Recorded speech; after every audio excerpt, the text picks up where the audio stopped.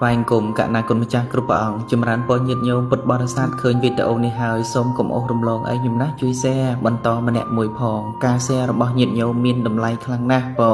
ដើម្បីឲ្យអាត្មាបានបច្ច័យជាវថ្មសម្រាប់ដាក់គ្រឹះកសាងព្រះវិហារមិនទាន់គ្រប់ទេណាញោមបើនៅសល់10គីបទៀតចម្រើនពរសង្ឃឹមថាញាតិញោមមានសទ្ធាអាចចូលរួមបន្តទៀតបានបើវត្តស្មោញភូមិស្មោញឃុំផាន់ញើមស្រុកប្រាសាទបល្ល័ង្កខេត្តកំពង់ធំជាវត្តមួយនៅតំបន់ទីជនបទចំណុះជើងវត្តមានតែ100គ្រួសារទេសង្ឃឹមថាញាតិញោមទាំងកណ្ណាគុណម្ចាស់មានសទ្ធាអាចចូលរួមជាបន្ត